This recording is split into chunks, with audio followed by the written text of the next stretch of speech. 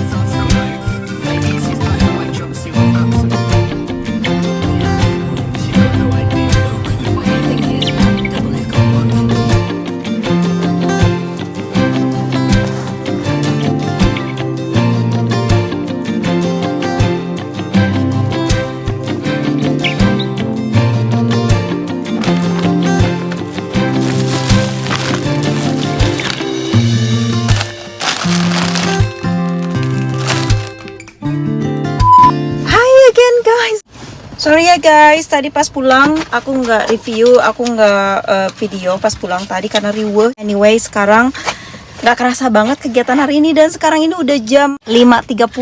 Aku waktunya nganterin kakak Duta sama Monica gimnastik. Duta, wait a minute. Sebelah sana sempit jadi jalan ke sebelah sini. Anyway, how are you? Apa kabar kalian? Sorry ya, nggak nyapa-nyapa dari tadi karena kesibukan ini dan itu. Biasalah mak-mak rempong.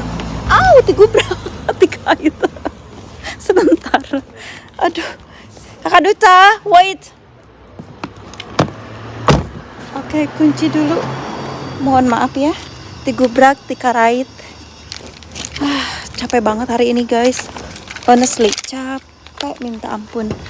Kesana kemarin belanja, terus hari ngurus kebun dan segala macem. Sekarang susah banget kalau mau ngevlog gitu guys. Cuacanya cantik banget kan. Lihat awannya di atas biru sekali. Sedikit aja guys aku liatin. Nah sekarang bagian Kakak Duta tadi kedrop ke Monica. Birthday tomorrow. Yeah. Besok Kakak Duta birthday guys. Aku tunggu Monica nih. Tadi tuh jadi swap dulu Monica, ngedrop Monica, terus jemput Kakak Duta di sekolah. Karena Kakak Duta kan ada ekstrakurikuler gitu habis sekolah. Jadi drop Monica karena kelasnya berbeda gimnastiknya. Gitu, Monica dulu baru Kakak Duta. Aduh capek banget. Pusing. Oh bekal pancake guys. Buat Monica nanti.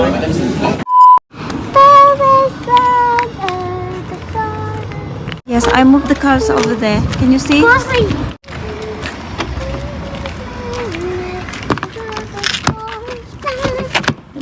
Get inside, please.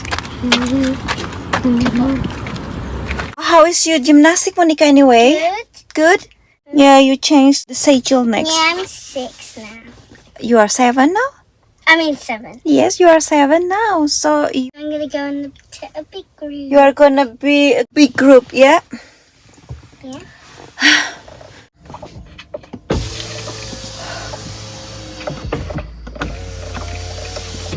Lumayan guys. Panas banget. Sekarang harus nunggu 1 jam karena Kakak Duta kan di dalam.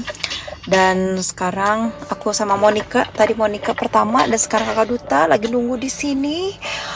It's so hot anyway, but yes. Oke, aku mau cerita sedikit ya. Teman-teman kemarin tuh ada yang nanya, "Teh gimana sih sistem sekolah di UK gitu untuk sekolah SD?"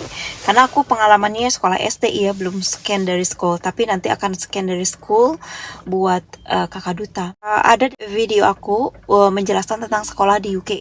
Nah, kalau sistem di sekolah di UK ini, mereka itu ada yang namanya early education. Jadi startnya bisa dimulai dari 2 tahun. Bahkan dari 1 tahun juga udah ada yang namanya playgroup. Terus nanti ke preschool itu dimulai, anak bisa didaftarkan ketika anak mencapai usia 3 tahun. Kalau di Indonesia tuh preschool tuh TK ya. Nah, kalau di sini preschool.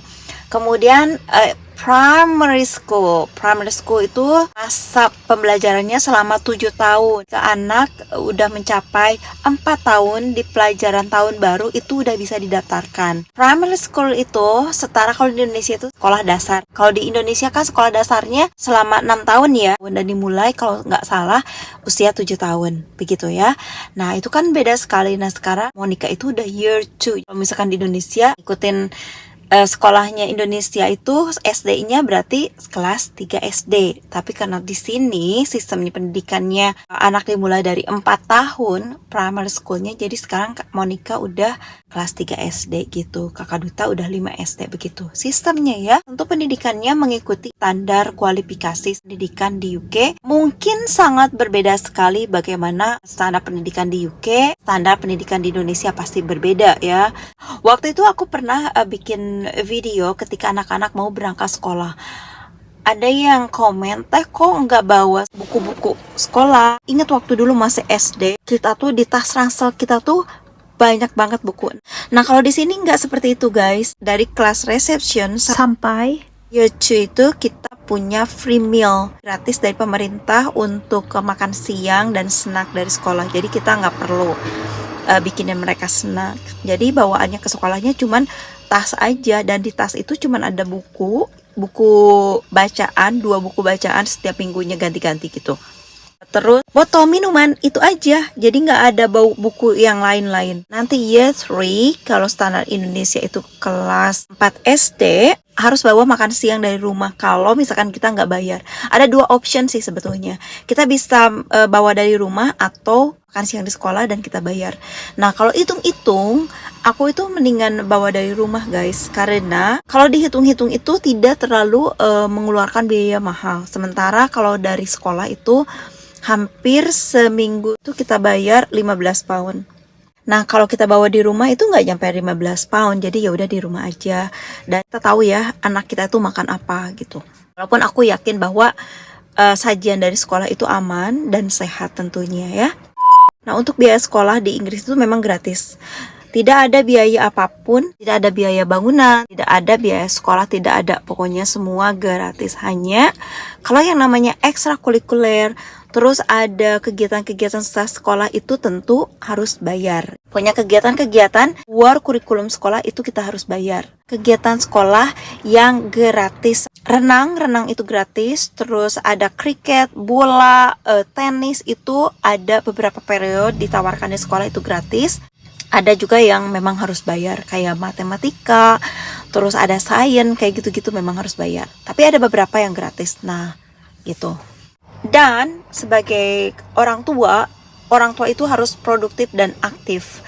Karena sekolah dasar di Inggris ini yang lebih kooperatif dan aktif ya memang harus orang tuanya. Jadi guru bersama orang tua kita bekerja sama bagaimana mengencourage anak-anak supaya standar pendidikannya tercapai. Mereka happy tanpa kita harus push too much gitu. Jadi memang standar di sini untuk anak-anak primary school, especially dari kelas 1 sampai kelas 3, 4 lah gitu, year 4, memang subjeknya nggak terlalu berat-berat, terlihat nggak terlalu berat, tapi ya memang semua berbobot.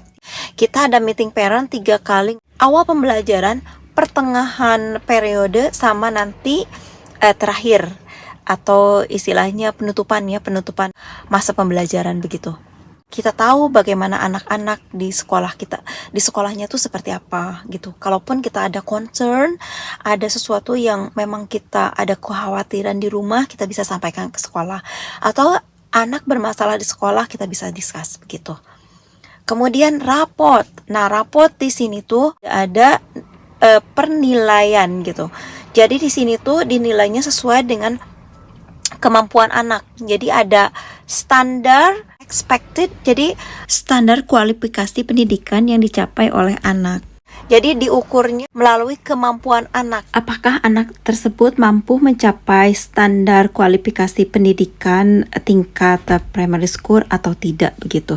Jadi rapotnya tidak ada nilai. Di sini tidak ada ranking 1, ranking 2, ranking 3. Jadi anak itu nggak terbebani dengan aduh ranking ini, nilai ini, aduh ini gimana, enggak seperti itu. Tapi mereka memang diukur sesuai dengan kemampuan mereka masing-masing begitu. Reward. Nah, reward ini diberikan sekolah juga salah satu encourage yang mendukung anak-anak supaya mereka lebih semangat untuk belajar, seperti kayak stiker gitu. Jadi setiap mereka ada pencapaian dari sekolah itu dikasih stiker, bahkan ada reward berbentuk sertifikat. Misalkan anak itu mencapai suatu yang bagus, sekolah langsung memberikan sertifikat kepada anak, reward atas pencapaian tertentu, seperti itu. Seperti student of the week, jadi setiap minggunya tuh ada student terbaik lah gitu.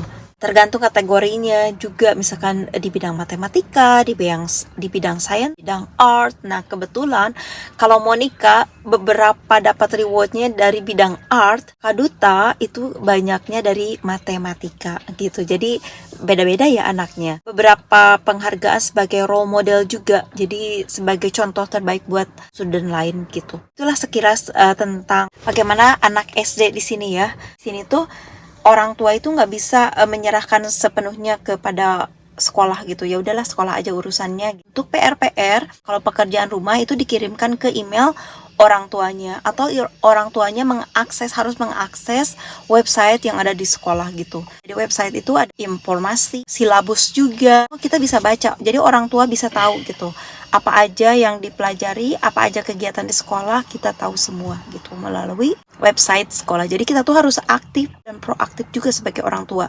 Jadi tahu news, tahu bagaimana perkembangan, tahu berita, tahu informasi tentang sekolah gitu.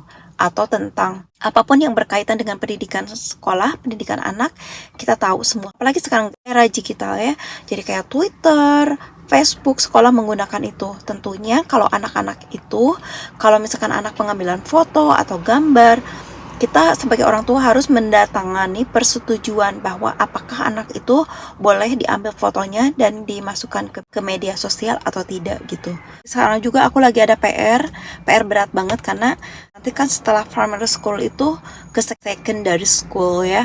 Nanti kakak duta 2 tahun lagi. So, masih banyak pokoknya, nanti kita sambung lagi ya ke secondary school. Nah, itulah pokoknya bincang-bincang primary school ya teman-teman.